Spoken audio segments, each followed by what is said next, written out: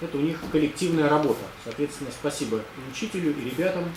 И когда мы им вручаем? Мы им вручаем, я думаю, что это будет совпадет с субботником, который планируется совсем скоро, 21 марта, в сквере. Выпустить календарь надо такой или плакат.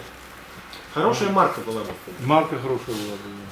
Почтовая, да? Там, кстати... Календарь на 16-й год надо сделать. Там железнодорожная сеть, РЖД. Это вот берут слово эксперты, и на самом деле, почему нет? Давайте предложим Хахалкину, пусть он продвинет команду 3-го Б и весь свой город. Так что Станиславу Юрьевичу тоже передаем привет. С поручением. Получат они во время субботника. Субботник будет проводиться с Клинией Стример, как раз в районе, где расположена школа номер 7. И тогда ребята их увидит весь Усинск и, наверное, вся республика. Это 3-е место. Второе место. Маслова Екатерина, 12 лет. Наша.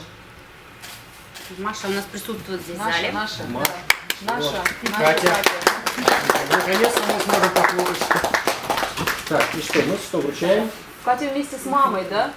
А кто был, кто одна, да, пришла? Кто предложил принять участие в конкурсе?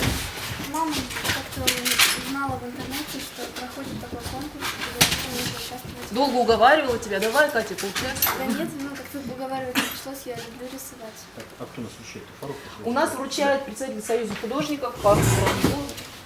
Так, есть сертификаты на магазин «Спортмастер». Я люблю этот магазин. Он помогает мне творить. Начало хорошее, мы переживали за всех. Удачи.